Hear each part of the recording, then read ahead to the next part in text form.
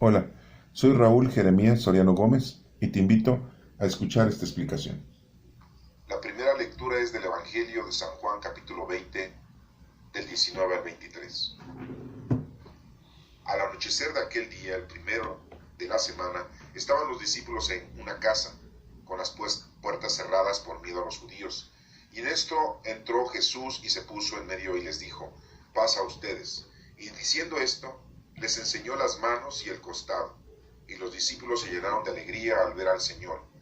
Jesús repitió: paz a ustedes. Como el Padre me ha enviado, así los envío yo. Y dicho esto, exhaló su aliento sobre ellos y les dijo: recibid el Espíritu Santo. A quienes les perdonen los pecados, les quedan perdonados. A quienes se los retengáis, les quedan retenidos.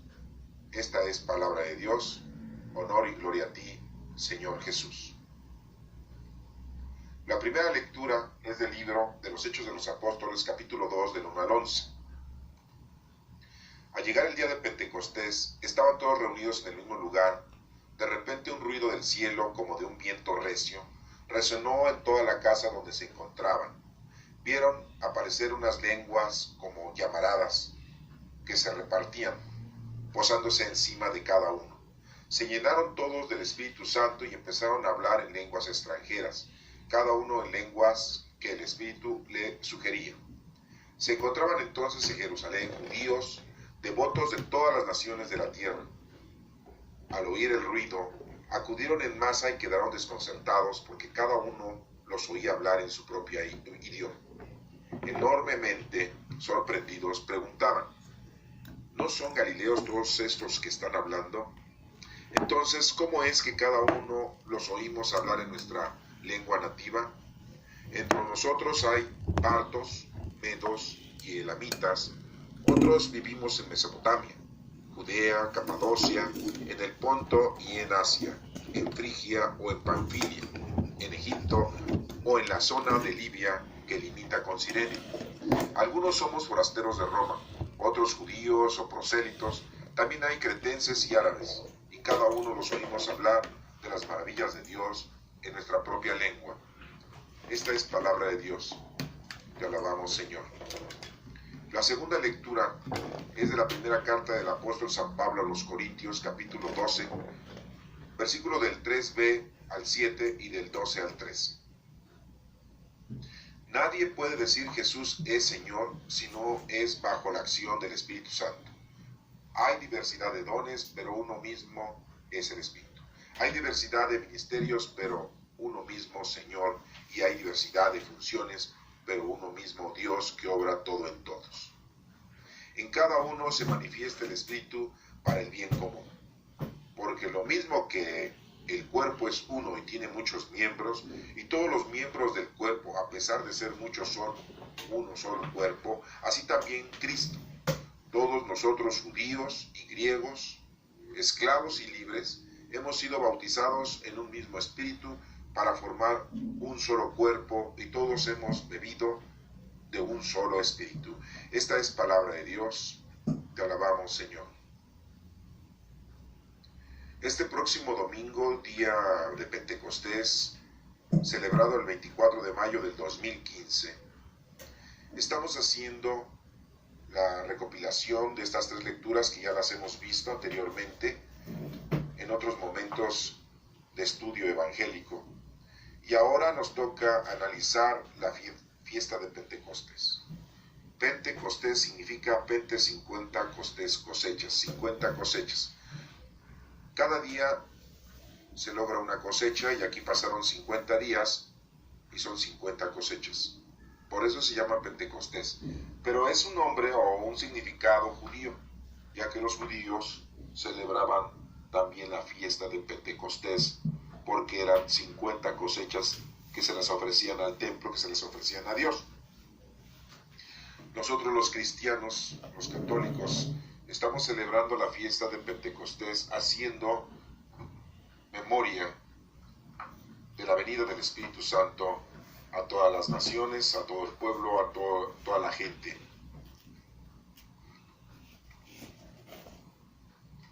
Nosotros vivimos la fiesta de Pentecostés de una manera pues importante, ya que Pentecostés es la venida del Espíritu Santo.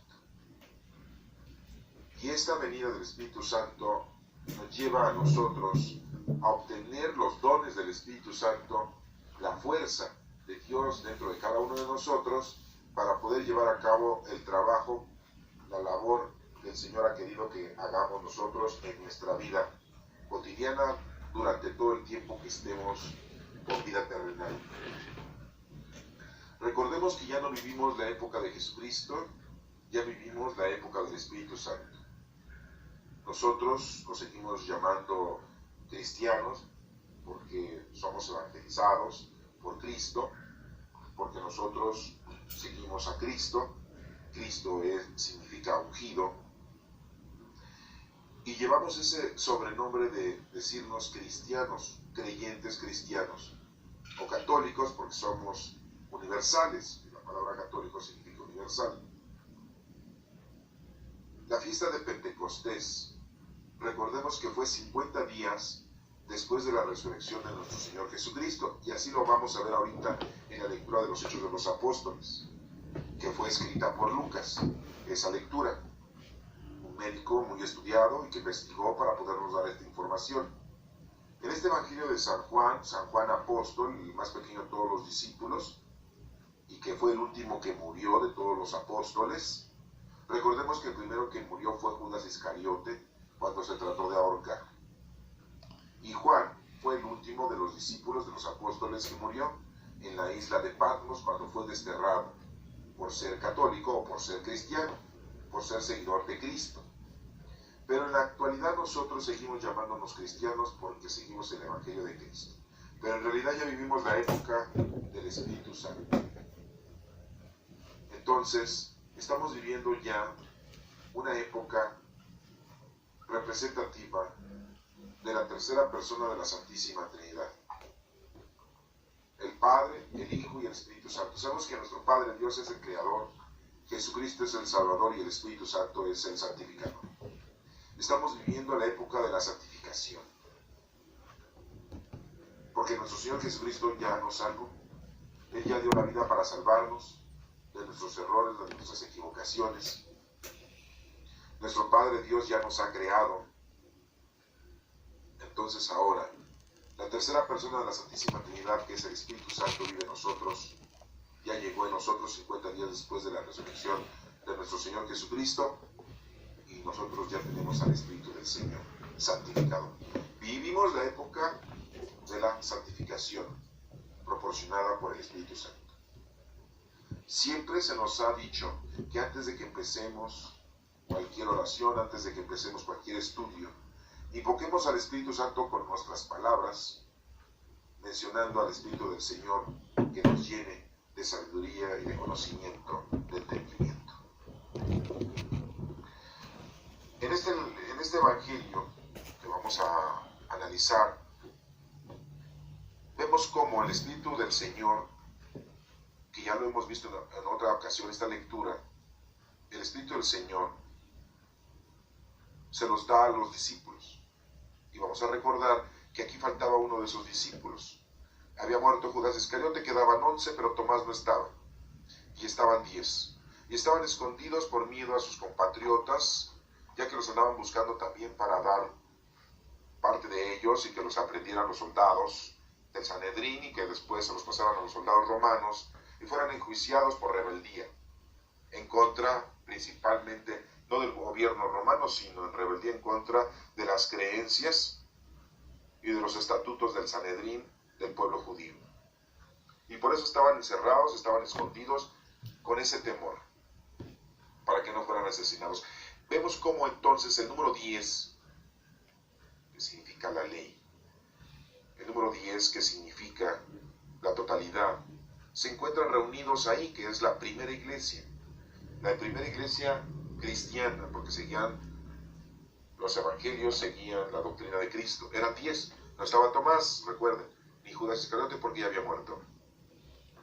Esos 10 discípulos están representando a la nueva iglesia, ya no la iglesia judaica, ya no el Sanedrín, la iglesia de Cristo.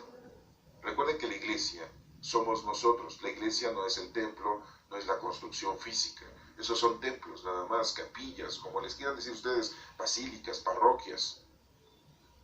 La iglesia, al decir iglesia, estamos hablando de nosotros. La primera iglesia fueron esos 10 apóstoles, esos 10 discípulos que se encontraban ahí reunidos por temor a ser asesinados y aprehendidos para que fueran llevados a un juicio. La primera iglesia sufrió demasiado, pero también debemos de recordar que la primera iglesia, representada por estos 10 discípulos, para empezar, eran totalmente judíos. Recordemos que Pedro, Simón Pedro y Andrés estaban ahí, pescadores. Estaba Santiago el mayor y Juan, Juan que nos estaba mencionando este evangelio, que eran los hijos del señor Zebedeo, arreglador de redes para la pesca. Pero también estaba aquí Santiago el menor y Judas Tadeo, que eran primos de nuestro Señor Jesucristo por parte de José, su padre, el carpintero. Pero también tenemos aquí a otros discípulos como Mateo, que era el recaudador de impuestos, a Felipe, a Simón, a Bartolomé. Todos ellos formaban los 10 discípulos que se encontraban en ese momento ahí reunidos por temor. Vemos entonces aquí, en esta lectura, que nos está proporcionando el indicio de que es la primera iglesia. Así comenzó la iglesia que somos nosotros. No hablemos solamente de la iglesia católica, sino de toda la iglesia de Cristo, de todo aquel creyente en Cristo, de todo aquel que estudia la palabra de Dios, de todo aquel que sigue a Cristo. No seamos tan radicales en decir, nosotros los católicos somos los únicos. Es la verdadera iglesia. La iglesia somos nosotros, no es la construcción, no son nuestros dirigentes de presbíteros, pastores. La iglesia de Cristo la formó Él.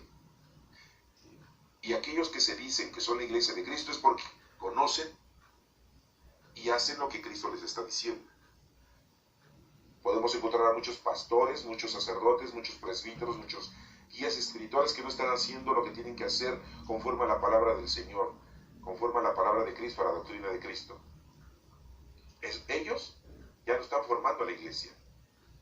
Se dicen dirigentes, se dicen jefes, se dicen representantes, pero si vemos que no están cumpliendo, por eso es que nosotros se nos exige, se nos pide que con tu propio ejemplo des la enseñanza de la doctrina de Cristo. La iglesia de Cristo es aquella que cumple con la doctrina de Cristo, no aquella que se pone un sobrenombre de decir somos católicos, somos mormones, somos testigos, somos cristianos, somos evangélicos, somos bautistas. No. La iglesia de Cristo es aquella que cumple la doctrina de Cristo. Y aquí vemos reunidos a 10 discípulos, los 10 primeros. Y repito, eran judíos. No eran de otra nación, eran judíos. La iglesia de Cristo, la primera iglesia de Cristo que está conformada aquí, al menos por los 10 discípulos que se encontraban, era judaica, de nacionalidad judaica. Y ya de ahí se desprendió, ya de ahí la predicación se fue extendiendo a todas las nacionalidades, como lo vamos a ver en la lectura de los Hechos de los Apóstoles. Vamos a tomar entonces la lectura de este evangelio. Dice que al anochecer de aquel día, el día primero de la semana, el día primero de la semana no es lunes, no. El día primero de la semana para los judíos es el domingo. Y es el día que resucitó nuestro Señor Jesucristo, el primer día de la semana. Al anochecer de ese el primer día de la semana, la noche que se avecinaba ya era la del segundo día. Al anochecer de aquel día, el día primero de la semana, el primer día de la semana es domingo, y a las 6 de la tarde, si estaba empezando a oscurecer, pues ya era la noche del lunes, ya que primero es la noche para los judíos y después es el día. Se cuenta desde las 6 de la tarde hasta las 6 de la mañana, que es la noche, y empieza primero la noche para los judíos. Y aquí nos dice que al anochecer de aquel día, que el domingo, el día primero de la semana, ya se estaba anocheciendo, ya se estaba oscureciendo, ya se estaba acabando ese primer día de la semana, que era domingo. Estaban los discípulos en una casa, no nos dicen qué casa. Esto te da a entender que puede ser en tu casa, puede ser en mi casa, puede ser en la casa del vecino, en cualquier casa. El primer día de la semana estaban los discípulos en una casa. Tampoco nos menciona que eran los 10 discípulos, pero ya haciendo la confrontación con otras lecturas sabemos que faltaba Tomás, porque nos menciona que 8 días después se presenta Tomás a visitar a sus compañeros discípulos y le cuentan lo que le había pasado con nuestro Señor Jesucristo, que lo habían visto. Los que ya leyeron esos evangelios, bueno, pues ya se están entendiendo. Los que no lo han leído, les invito a que estudien y escudriñen la lectura para que se den cuenta de lo que estamos hablando. Estaban los discípulos en una casa, no nos dice cuál, con las puertas cerradas por miedo a los judíos, lo que acabábamos de mencionar, por miedo a todos los demás compatriotas, que también eran judíos. Vemos cómo nuestro Señor Jesucristo había predicado durante 3 años a muchos judíos y no judíos, y aún así muchos fueron los que estaban en contra de la palabra de Cristo, estaban en contra de los discípulos, a pesar de que recibieron muchos bienes, y no bienes económicos ni materiales, sino bienes espirituales, ¿sí? Bienes de salud corporal, y también les dio de comer. Y aún así, después de haber sentido, visto, vivido durante 3 años las acciones de nuestro Señor Jesucristo, después de todo eso había muchos judíos en rebeldía en contra de la doctrina de Cristo y en contra de nuestro Señor. Y vemos cómo el Sanedrín fue el primero que se opuso a las cosas de nuestro Señor Jesucristo por miedo a que fueran ellos quitados del poder. El poder es venenoso, el poder te destruye. El dinero es poderoso y te destruye. Aquí van 2 puntos importantes. El dinero te destruye y el poder te destruye. Te aleja de las cosas del Señor, porque te hace mundano y material y te aleja de las cosas espirituales. Y nos menciona aquí, y en esto entró Jesús, se puso en medio y les dijo. ¿Por qué se puso en medio? Les da a entender que todos somos iguales en medio de ellos. No llegó como rey de reyes, no llegó como jefe de jefes, no llegó como autoridad plena. Se puso en medio de ellos. Entra Jesús. En otra lectura hemos leído que nos menciona la lectura que estaban las puertas cerradas, como le hizo para entrar a Jesucristo. Aquí no nos menciona esto, pero vamos a recordar que en otras lecturas nos ha mencionado que nuestro Señor Jesucristo entra con las puertas cerradas. ¿Cómo le hizo? Si había resucitado, pero resucitó en cuerpo y alma. No solamente era un espíritu, porque sabemos, y ya lo hemos leído también en otras lecturas, que nuestro Señor Jesucristo comía con ellos. Un espíritu no puede comer cosas materiales, por lo tanto él había resucitado en cuerpo y alma. Por eso también hay una teoría, falsa por supuesto, que dice que nuestro Señor Jesucristo no murió en la cruz. Como no le cortaron las piernas, no se las fracturaron. Dicen muchos que al bajarlo estaba en estado de coma, y dicen que estaba totalmente desmayado, y que cuando se lo llevaron al sepulcro y cuando lo dejaron ahí, revivió, se recuperó, volvió del coma, dirían algunos médicos en la actualidad, y que se salió de ahí del sepulcro, que pues hay que ser muy capaces de adivinar cómo le pudo hacer nuestro Señor Jesucristo para mover la piedra, siendo que se necesitaban mínimo 5 o 6 soldados para poder mover la piedra, pero bueno, sabiendo que nuestro Señor Jesucristo tenía fuerza divina, pues pudo haber movido una piedra rápido y fácilmente. Pero aquí lo que estamos analizando es esa pequeña teoría, falsa por supuesto, como les he dicho, de que nuestro Señor Jesucristo no había muerto, lo había puesto en el sepulcro, había ya revivido, se había recuperado del coma, salió, se presentó a sus discípulos y por eso podía él comer. Pero entonces, ¿qué pasaría con la ascensión? ¿Cómo se elevó? ¿A poco le salieron alas? ¿Le pusieron una hélice? o se elevó en un aparato electrónico o en un helicóptero, o cómo se elevó para que se fuera despegando y para qué hizo esa ascensión. Y después nos mencionan otras teorías que nuestro Señor Jesucristo se fue a la India a tomar unos estudios muy profundos del conocimiento de la mente, del conocimiento del cuerpo humano, y que ahí vivió, y que ahí se casó y que ahí tuvo hijos, y que María Magdalena se fue con él y vivió eternamente felices después de haber hecho lo que hizo durante 3 años, de los 30 a los 33. Yo me pregunto, ¿todas esas teorías tienen alguna lógica? Pues no.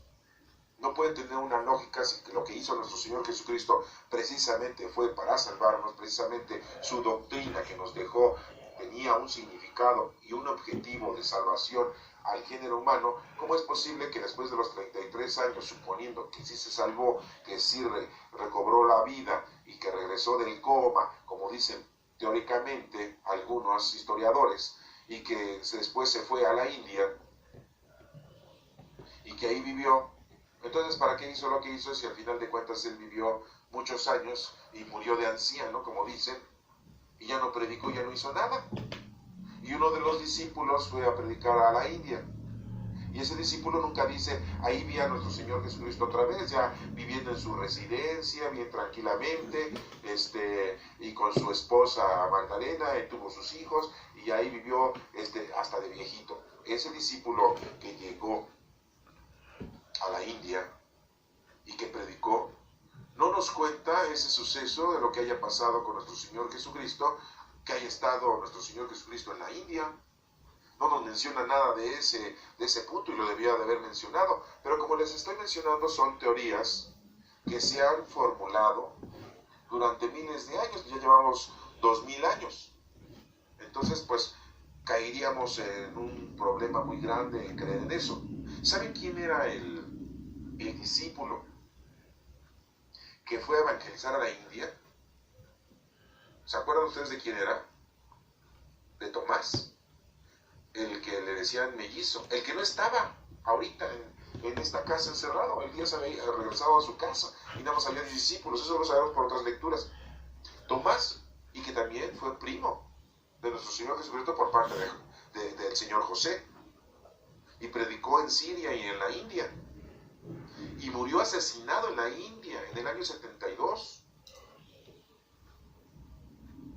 ¿Cómo la ven? Y no nos menciona Tomás que se haya encontrado a nuestro Señor Jesucristo en la India.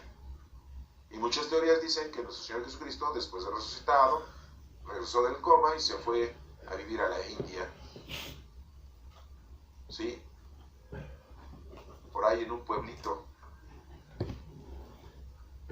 ¿Sí? Y bueno, vemos entonces aquí, vamos a regresar a la lectura. Entró Jesús en medio de ellos, significado que todos somos iguales, y les dice: paz a ustedes. La paz es lo más importante. Ya lo hemos visto en otra lectura, en esta explicación, que la paz es lo más importante. La paz es el Espíritu Santo con nosotros, dentro de nosotros, la paz. Y ya les está dando la parte primordial del Espíritu Santo, que es la paz, la tranquilidad. Lo primero que tenemos que estar es en paz con Dios. Y para estar en paz con Dios, pues tenemos que conocerlo, amarlo y servirlo. Es a lo que venimos al mundo. ¿Cuántos años tenemos? Los años que tengas, ya es importante que lo clasifiques y que te des cuenta que de eso venimos. Y diciendo esto, dice la lectura, les enseñó las manos y el costado para que se dieran cuenta que era verdaderamente Él. Nuestro Señor Jesucristo el mero domingo, después de haber regresado del coma, como podrían decir algunos historiadores falsos, exagerados, ¿cómo es posible que nuestro Señor Jesucristo, pues una persona agonizante que ha regresado del coma, oiga, no se va a poder parar, no va a poder caminar? Él iba directo al médico, iba directo a la enfermería. Y aquí nuestro Señor Jesucristo, el primer día de la semana, se les aparece a los discípulos en medio de ellos y les enseña, ¿sí?, sus manos y el costado. ¿Por qué las manos? Porque las manos es con las que labora uno. Y el costado es porque de ahí sale, o está cerca de nuestro corazón, salen nuestros sentimientos de trabajo, de amor. Por eso les enseña esas dos partes de su cuerpo y no les enseña los pies, no les enseña su cabeza donde está la corona, tampoco la espalda donde fue golpeado, más de 70 azotes le dieron. Les enseña las manos y el costado, para que se den cuenta que es nuestro Señor Jesucristo. Y así nos demuestra que nosotros tenemos que empezar a laborar con nuestras manos, hacer la caridad. Y el costado, que salga la caridad de nuestro corazón, de nuestros sentimientos. Nos menciona aquí que los discípulos se llenaron de alegría al ver al Señor. Se pusieron contentos al ver al Señor Jesucristo. ¿Qué pueden haber pensado? Aquí no nos lo dice el Evangelio de Juan, que Juan estaba ahí, por eso nos está contando este Evangelio. Nos hubiera dicho, oye, pues yo sentí muy bonito que nuestro Señor Jesucristo estuviera ahí, el Maestro, y pues, ¿por qué no nos dice Juan, oye Maestro, pensamos que te habías muerto? Pues nosotros te vimos, te fuimos a poner en la sepultura con José de Arimatea, que te regaló su sepulcro, y te dejamos el viernes antes de las 6 de la tarde, antes de que empezara el sábado, y resulta que estás aquí con nosotros. Eso no nos lo comenta, no nos lo dice que Juan se hubiera puesto a pensar todo eso, o que alguno de los otros 9 discípulos hubiera dicho eso también, y no nos lo dice. Y eso es muy importante. ¿Cuántas veces nosotros vemos a alguien que sufrió un accidente o que le pasó algo y luego, ¿cómo estás? ¿Cómo te encuentras? ¿Cómo están tus heridas? ¿Te las curamos? ¿Verdad? Te vamos a ayudar, ven, vamos a darte de comer. No nos menciona nada de eso, porque eso no era lo importante era la paz. Que estuviera en paz con el Señor, que hubiera tranquilidad. Ya el Señor había hecho lo más difícil. A nosotros nos corresponde hacer lo más sencillo, que son las obras de caridad, usando los dones del Espíritu Santo. ¿Qué es lo que estamos celebrando el próximo domingo? La venida del Espíritu Santo, que ya lo tenemos, y los dones del Espíritu Santo, que los tenemos que poner a trabajar. Y mucha gente dice, pues yo estoy muy musculoso, pues bueno, entonces voy a ser cargador, voy a ser albañil. Habrá otra gente que dice, bueno, pues yo soy muy hábil para dibujar, bueno, voy a ser arquitecto. No estamos hablando de esos dones mundanos y corporales, estamos hablando de los dones espirituales. Les enseña las manos y el costado, y los discípulos se llenan de alegría al ver al Señor. Jesús les repitió, paz a ustedes. Por segunda vez les dice, la paz es lo más importante en ustedes. 2 veces, donde hay 2 o más, ahí está nuestro Señor Jesucristo. Así dice la Sagrada Escritura. Y les menciona, como el Padre me ha enviado, así también los envío yo. Muy claramente, nuestro Padre Dios envió a nuestro Señor Jesucristo, por lo tanto, dice nuestro Señor Jesucristo, así como mi Padre Dios me envió, así los envió a ustedes. Entonces, estamos siendo enviados por nuestro Señor Jesucristo. No estamos siendo enviados por la Iglesia Católica, no estamos siendo enviados por la Iglesia X cristiana o de los mormones o los testigos de Jehová. Nadie nos está enviando Cristo. No nos está enviando nuestro Padre Dios, nos está enviando Cristo. Cristo es el que nos envía. ¿A dónde? A ponernos a hacer obras de caridad a los demás, a enseñarles la palabra a los demás. Y quien nos está enviando es Cristo. Y nos dice, paz a ustedes, reciban el Espíritu Santo, porque con el Espíritu Santo vamos a llevar a cabo esta obra. Es como cuando les dicen ustedes, oye, me vas a ir a resanar la pared. Toma, aquí está la espátula, aquí está la cuchara, aquí está el cemento, aquí está la arena, aquí está el yeso. Ponte a trabajar. Te da las herramientas. Pues nuestro Señor Jesucristo nos está dando la orden y nos está dando las herramientas, que son los dones del Espíritu Santo. Y nos tenemos que poner a trabajar. A un maestro se le dan los libros, se le da el borrador, se le da el marcador, se le pone un pizarrón, se le dan los utensilios para ponerse a trabajar, enseñar. Nuestro Señor Jesucristo entonces nos está mandando a trabajar y nos da la herramienta, los dones, la fuerza, el Espíritu Santo. Como el Padre me ha enviado, así los envío yo. Muy claramente. Entonces, pues nos está diciendo que te pongas a trabajar, que ya te pongas a trabajar con el Espíritu Santo. No con tu inteligencia mundana y corporal. Y dicho esto, exhaló su aliento sobre ellos y les dijo, reciban el Espíritu Santo. En ese momento los 10 discípulos recibieron el Espíritu Santo. Son los primeros que reciben el Espíritu Santo en el planeta Tierra. Esos 10 discípulos, qué lástima que Tomás no se encontraba. Pero ya después llegó 8 días después y también lo recibió.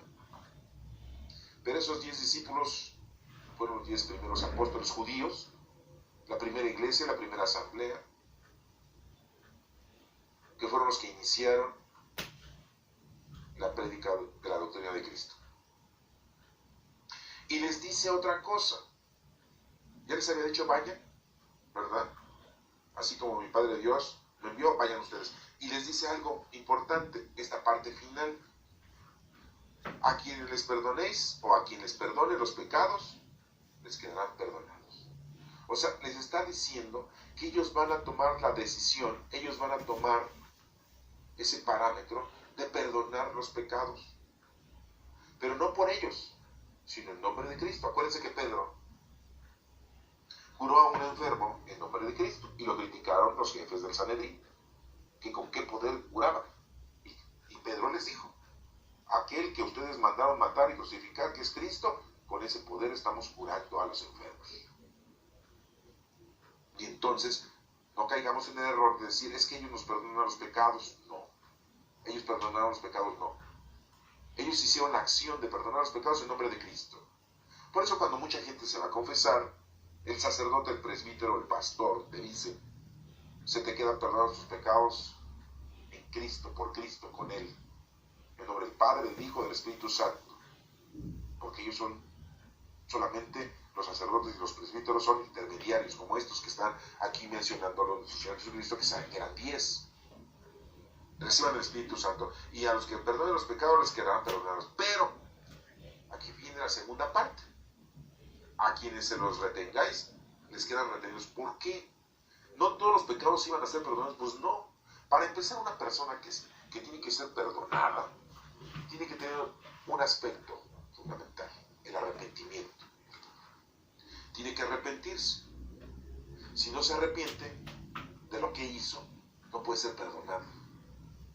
Por eso, muchos no fueron perdonados, porque no se habían arrepentido. Otros, si no conocen a Dios, ¿cómo se van a arrepentir? Si no aman a Dios, ¿cómo van a arrepentirse? Y si no se van a poner al servicio del Señor, ¿cómo se van a arrepentir? Pues es ilógico. Si alguien no acepta que hizo mal algo, pues ¿cómo va a aceptar arrepentirse? Por lo tanto, aquí nos menciona muy claramente la acción y el efecto que van a llevar a cabo esos 10 discípulos que se encontraban encerrados en esa casa que no sabemos quién era, y en su primera acción. Pero todo es con el poder del Espíritu Santo.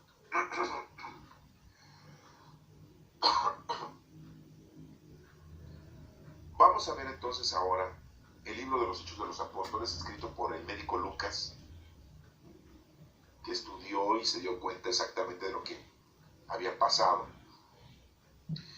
Y nos dice que al llegar el día de Pentecostés, o sea, 50 días después de la resurrección de nuestro Señor Jesucristo, estaban todos reunidos en el mismo lugar. Tampoco nos menciona qué lugar, no nos da la dirección, ni el código postal, ¿no?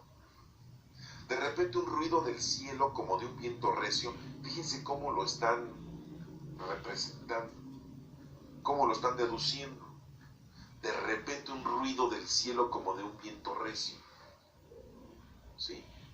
Resonó en toda la casa donde se encontraban. No nos dicen qué casa, pero ahí se encontraban. Como cuando se encontraron, como cuando estaban por miedo a los judíos el primer día de la semana, el día que resucitó nuestro Señor Jesucristo. Aquí también estaban, pero aquí ya no nos menciona que estaban con miedo, ya después de 50 días ya se había acabado el miedo. No, todavía nos estaban persiguiendo, pero ya teniendo un poquito más de fuerza, de fe.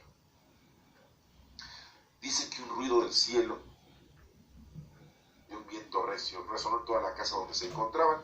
Vieron aparecer unas lenguas como llamaradas. Así no lo identifican. Unas lenguas, ¿no?, como llamaradas que se repartían, posándose encima de cada uno. No fueron muchas encima de todos. No. Una por una se le fue posando a cada uno. Entraba como un rayo de luz, entraba como una llamarada, entraba en cada uno de ellos. Era el Espíritu Santo. Y nosotros representamos al Espíritu Santo en una paloma, pero también lo debemos de representar como una llamarada, como lo que alcanzaron ellos a identificar. porque era tan raro y un fenómeno tan diferente a lo que ya conocemos que pues no sabríamos cómo explicar. A lo mejor ahorita diríamos, cayeron sobre ellos como hologramas, ¿verdad? O como flechas en cada uno de ellos, podríamos decir, en la actualidad, ¿sí? O como rayos cayeron sobre la cabeza de cada uno, podríamos decir. Vieron aparecer unas lenguas como llamaradas, que se repartían posándose en cada uno de ellos. Se llenaron todos del Espíritu Santo y empezaron a hablar en lenguas extranjeras. En el momento que el Espíritu Santo llegó, empezaron a hablar en lenguas, en todos los idiomas necesarios para que la gente conociera la palabra de Dios. No tomaron ningún curso, no fueron a ninguna escuela de lenguas extranjeras. El Espíritu Santo los hizo hablar en lenguas. O sea, esto nos da a entender que cuando tú vas a predicar la palabra de Dios, no te prepares tanto y no te quieras ser un erudito en las cosas del Señor, porque al final de cuentas el que va a hablar es nuestro Señor Jesucristo por medio de tu bocota. Así que no te pongas tú de necio, creyendo que porque eres muy intelectual, muy inteligente, tienes una preparación idónea y eres capaz de poder hablar con todo tipo de niveles sociales, ya te sientas tú capaz. Ya leíste los 73 libros, ya los leíste, ya los estudiaste, ya los entendiste, ya los interpretaste, ya te sientes tú un genio. Ya te sientes como que ahora sí, ya estoy preparado y listo, ya soy un erudito en las palabras del Señor, ya soy un teólogo y ya me pongo a predicar. Porque si te vas a poner a predicar así vas a empezar a decir estupideces y contradicciones. Y la gente tan más sencilla, tan más ignorante se va a dar cuenta que estás diciendo tonterías. Pero si tú te dejas llevar por el Espíritu Santo y el Espíritu Santo habla por medio de tu boca, entonces la gente va a entender la palabra del Señor, va a comprender. Por lo tanto, acuérdense de la lectura que dijo Dios, Cristo. Estas cosas han sido ocultas a los grandes sabios intelectuales de este mundo y se le han dado a las personas más sencillas y humildes. No necesitas ser un erudito mundanamente hablando para poder llevar la palabra del Señor. Por lo tanto, no pongas de pretexto que no sabes hablar, que no te sabes expresar, que no tienes estudios, porque esto solamente lo hace el Espíritu Santo. Y aquí empezaron a hablar en lenguas extranjeras. ¿Quién? Simón Pedro el pescador, Andrés el pescador, los dos reparadores de redes, Santiago Mayor y Juan. Sí, ellos. Sí. Fíjense, ¿saben quién era el que sabía hablar en lenguas? ¿Saben quién? ¿Se acuerdan de los discípulos? Ya estaba muerto. Y no andaba de parranda, estaba muerto. Era Judas Iscariote. Ese sí había estudiado lenguas. Era una persona preparada. Imagínense qué fenómeno se hubiera presentado si Judas Iscariote hubiera estado todavía vivo y en este momento hubiera recibido el Espíritu Santo. Pues muchos dirían, pues ese, sí, pues ese no hay problema, pues ese, se me hace que no le llegó el Espíritu Santo porque pues ese ya sabe hablar en lenguas. Pero es muy diferente hablar en lenguas cuando tú tienes conocimiento de las lenguas, de los idiomas de las demás naciones, a como cuando habla en lenguas el Espíritu Santo. Es muy diferente. Pero bueno, ese no es el punto que vamos a analizar. Solamente nos íbamos a acordar que Judas Iscariote era una persona preparada que sabía varias lenguas y bueno, pues ya no estaba presente y todos los demás que estaban ahí pues no sabían más que su propio idioma. Los judíos pues sabían el hebreo y el arameo y algo el latín. Estaban, sí, vivían ahí bajo el régimen de los romanos y a lo mejor alguno que otro judío sabía algunas palabritas de los griegos. Pero más lenguas, así hablarlas bien. Ellos hablaban en lenguas extranjeras, cada uno en la lengua que el Espíritu les sugería. ¿Se dan cuenta? El Espíritu les sugería, no era el que tú querías. A ver, yo, Simón Pedro, mira aquí, voy a hablarles a los de Capadocia. No. El Espíritu Santo era quien lo estaba dirigiendo. Aquí nos hace ver que el Espíritu Santo es quien nos dirige, quien nos va a dirigir. No comiences tú a dirigirte tú solo. No. El Espíritu Santo te va a decir quién, dónde, cuándo y a qué hora. Oye, que en la madrugada, a esa hora. ¿Quién? ¿A esos que me caen gordos? Sí. ¿Dónde? En ese lugar tan inhóspito y tan feo, tan cochino y con esa gente, sí. Pues el Espíritu Santo es quien te va a dirigir. Tú no comiences a hacer tus hazañas, porque no es una hazaña tuya, es del Espíritu Santo. Tú solamente, como nuestra Santísima Madre, hágase en mí según tu palabra. O sea, aceptas y te pones al servicio del Espíritu Santo.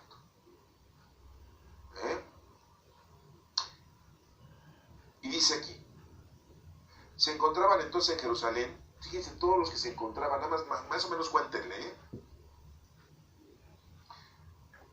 Se encontraban entonces en Jerusalén judíos devotos de todas las naciones de la tierra. Había muchos devotos de todas las... Pues sí, pues durante 3 años nuestro Señor Jesucristo estuvo predicando, pues ahí viene la información de los que sí estaban de parte de nuestro Señor Jesucristo, y no de los otros. Al oír el ruido, acudieron en masa y quedaron desconcertados. O sea, imagínense el estruendo, el ruido tan fuerte.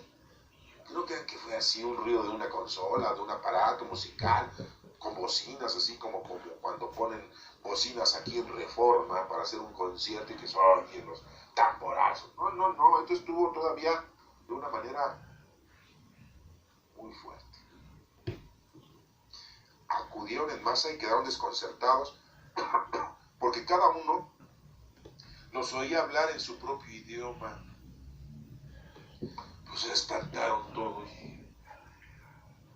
Dijeron, oye, pues estas personas, la primera iglesia, esos discípulos, los 11, ya estaba Tomás, ya estaba Tomasito, ¿verdad? Ya se encontraba ahí con ellos, ¿eh? No solo él, sino ya por ahí también se encontraba, yo creo que de Matías también, ¿verdad? Pero bueno, no vamos a hablar de suceso de Matías. Pero ya se encontraba ahí Tomás también. Y todos los oían en su propio idioma. Enormemente sorprendidos se preguntaban todos, ¿no son galileos todos estos que están hablando? Pues sí, de Galilea, judíos. La primera iglesia católica, la primera iglesia cristiana que somos nosotros, es el ser humano, fueron judíos. Qué bueno, ¿eh?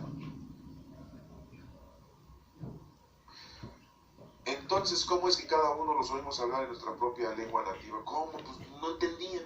¿Dónde estudiaron? Poli, en el CELEX, en la UNAM, ¿dónde estudiaron? Pues no, es el Espíritu Santo que los estaba llevando de la mano para hacer las obras aquí de prédica hacia los demás. Y dice que entre nosotros hay partos, una región por allá de Irán, medos también, del sureste de Irán, medos, elamitas. Otros vivimos en Mesopotamia. Mesopotamia quiere decir entre ríos, era un lugar también, ¿sí? Judea, Capadocia, en el Ponto y en Asia. Todo esto eran ciudades de aquel entonces, 300, 400 años antes de que naciera nuestro Señor Jesucristo, existían esas ciudades, ¿sí? En Frigia o en Panfilia, ¿sí? En Egipto, o en la zona de Libia que limita con Cirene, de donde era Simón de Cirene, el fulano que nació ahí, que al final de cuentas le ayudó a nuestro Señor Jesucristo a cargar la cruz. ¿Se acuerdan de eso? Algunos somos forasteros de Roma, ya más cerquita de Roma. Los judíos, otros judíos o prosélitos, hay también cretenses y árabes, cretenses de otro poblado, prosélitos también de otra ciudad. Y cada uno los oímos hablar de las maravillas de Dios en nuestra propia lengua. Aquí nos estamos dando cuenta que la predicación debe ser exhaustiva a todas las naciones, a todas las gentes, sin excepción. No podemos decir nada más vamos a evangelizar a la gente de nuestra familia, a nuestros amigos, a nuestros vecinos. Hay que evangelizar a todos hay que evangelizar, a todos hay que llevarles la palabra de Dios. Y no te opongas. Quien va a hablar por boca tuya es el Espíritu Santo, no eres tú. Eso que quede muy claro. Tú vas a leer la Sagrada Escritura, te gusta leerla, la vas a entender, estudiar, la estás interpretando.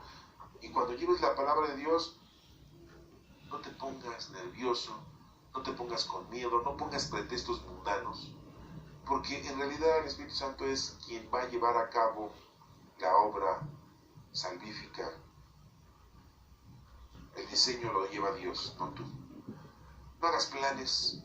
¿Se acuerdan de esa lectura cuando les dijo, vayan de dos en dos, no lleven nada?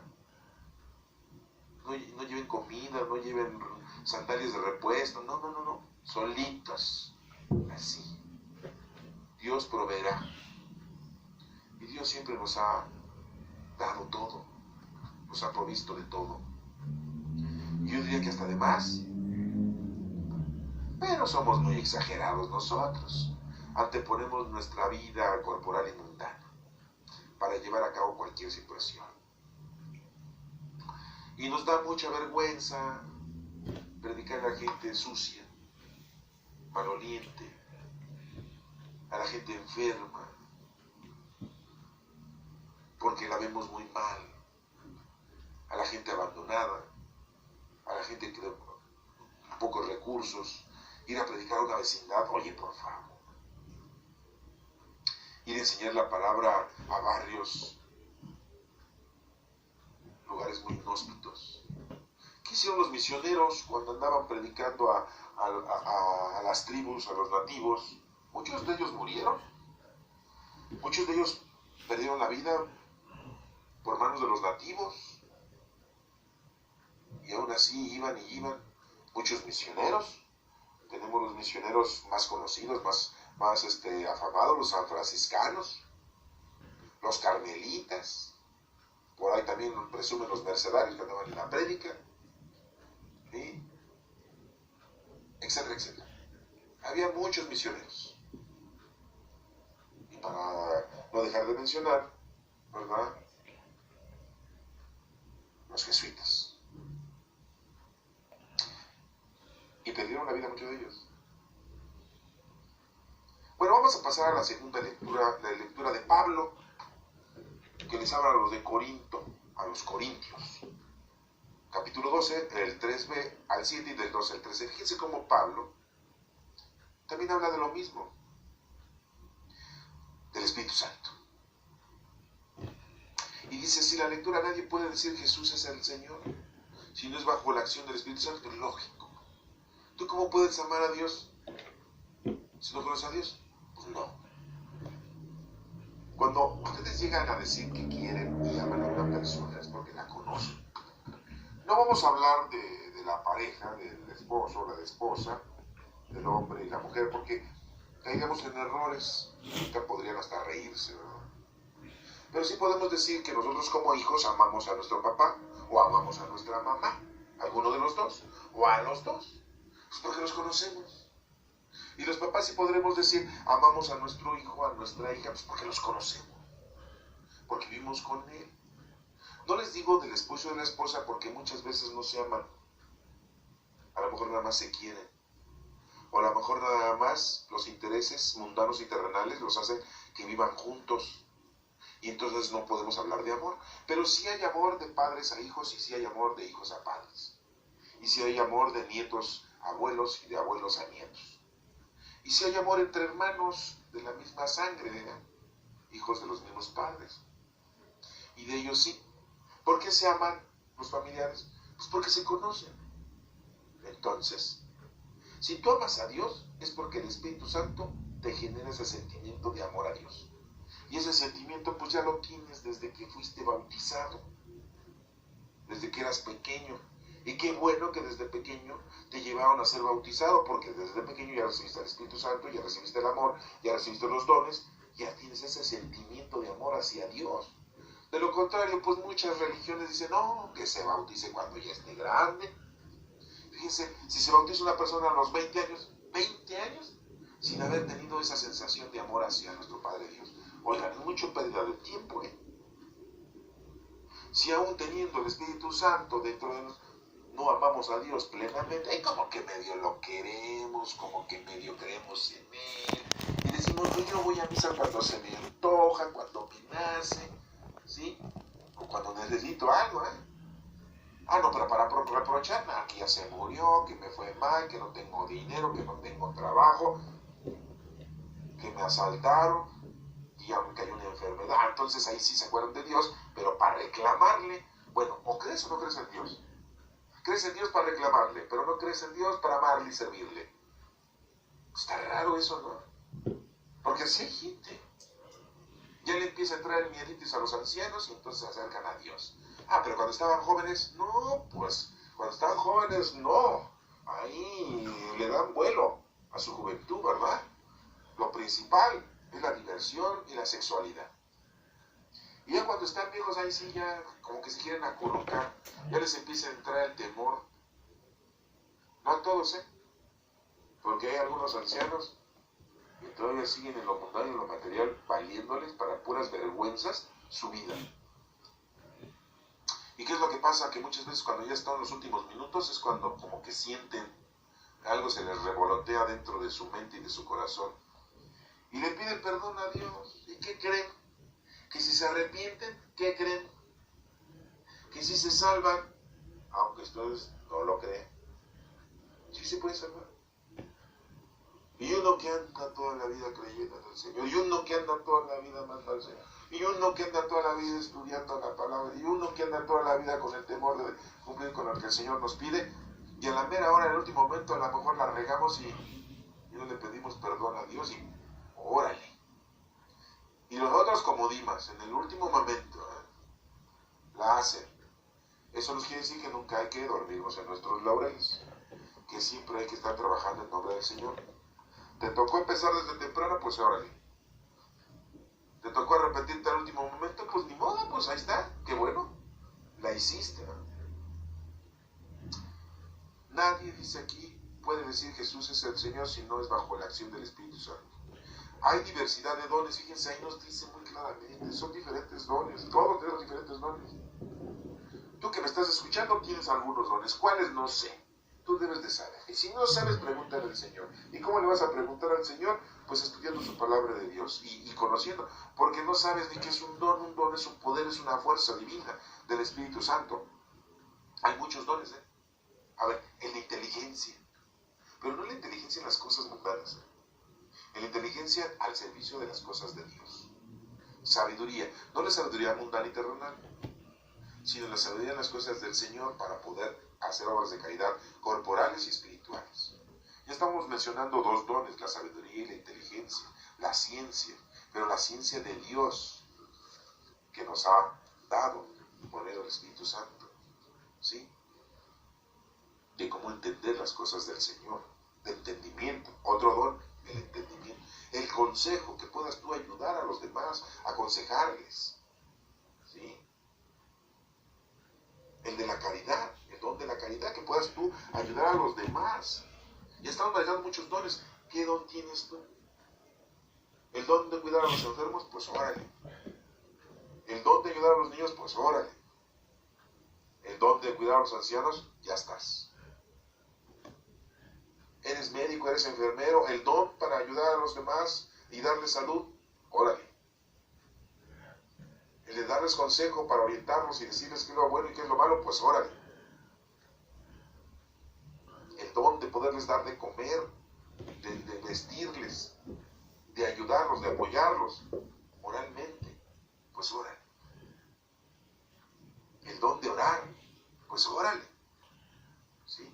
Y ahí, ¿cuál don tienes tú? Son muchos, no me voy a poner aquí a decir tantos dones, porque no es la lectura hoy de los dones. Está mencionado que hay diversidad de dones. ¿Cuál tienes tú? Tú lo debes de saber. Y si no, investiga. Y ponte a hacer algo con esos dones que tienes. Porque no creo que tengas uno, Tienes varios. Y dice aquí, pero uno mismo, Espíritu. El Espíritu es el Señor. Es el Espíritu Santo. Y Él te va a proveer de todos esos dones. Hay diversidad de ministerios. Sí. Hay diferentes tipos de trabajos. Sí, pero uno mismo es el Señor. Puede ser tú un seglar, puede ser un laico, puede ser un pastor, puede ser un guía, puede ser papá de casa, mamá de casa, el abuelo, la abuela, sí, el nieto, la nieta, lo que sea. Hay diferentes actividades. actividades. Puede ser tú un médico, puede ser un abogado, puede ser un carpintero, un albañil, un electricista, puede ser un comerciante, no importa. Hay diferentes tipos de ministerios. Estamos hablando de actividades tanto mundanas como espirituales. Puedes ser una persona insignificante como Pedro y Andrés, pero aún así puedes llevar la palabra a los demás. No necesariamente necesitas ser un obispo, un arzobispo, un sacerdote, un guía espiritual para llevar la palabra a los demás y ayudarlos. Pero uno mismo es el Señor, y hay diversidad de funciones, pero uno mismo, Dios, que obra todo en todas funciones, las mismas, ¿verdad? Lo que estamos hablando tiene diferentes funciones, ¿sí? Lo que tenemos que hacer es el trabajo que el Señor nos ha dispuesto a cada uno de nosotros, con los dones y con las capacidades que tú tienes. Que sabes leer muy bien, pues lee en voz alta mejor a las personas para que entiendan la palabra de Dios. Que sabes idiomas y sabes diferentes idiomas, pues enseñan la palabra de Dios a otra gente de otro idioma también. En cada uno se manifiesta el Espíritu para el bien común. No es para el bien propio, ¿eh? Fíjense lo que dice la lectura. En cada uno se manifiesta el Espíritu para el bien común, para el bien de todos, no nada más el tuyo. O sea, no te sirvas con la cuchara grande. Tienes que llevar esto a todos los demás. Porque lo mismo que el cuerpo es uno y tiene muchos miembros, y todos los miembros del cuerpo, a pesar de ser muchos, son un solo cuerpo, así es también Cristo. Fíjense cómo lo asemeja a un cuerpo humano. ¿Cuáles son las partes principales de un cuerpo humano? Pues bueno, pues ahorita ya ustedes pueden analizar, ¿verdad?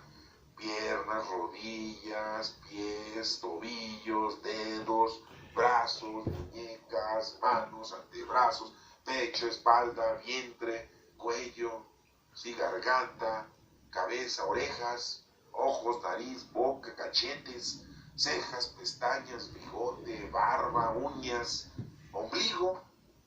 Muchas son las partes del cuerpo, pero todas forman un solo cuerpo. Pues así somos nosotros.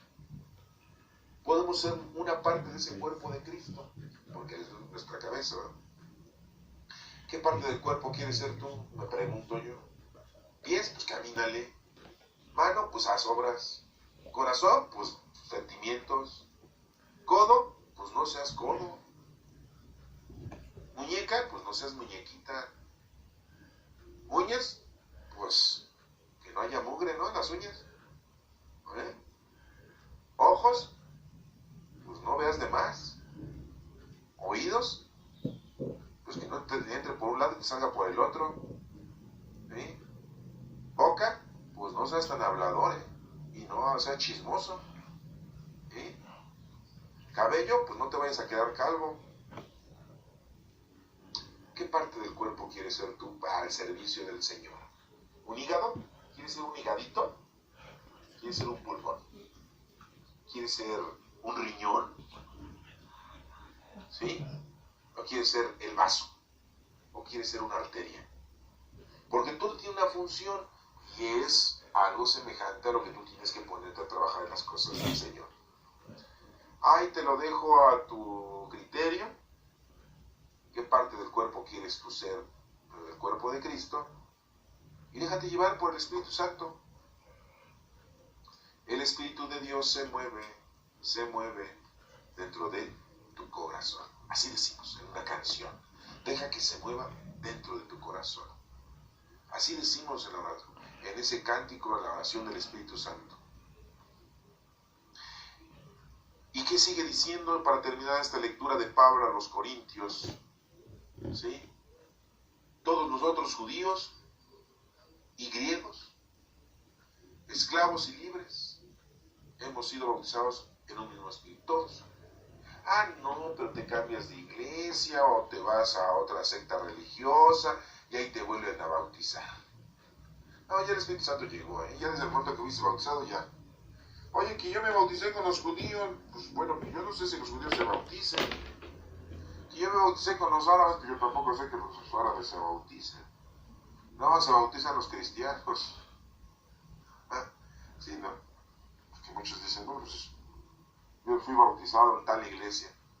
En nombre de Cristo es el Espíritu Santo. Pero si fuiste bautizado en nombre de otro, pues no.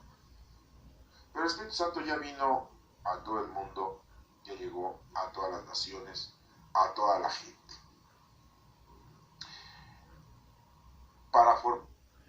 Que Dios te bendiga.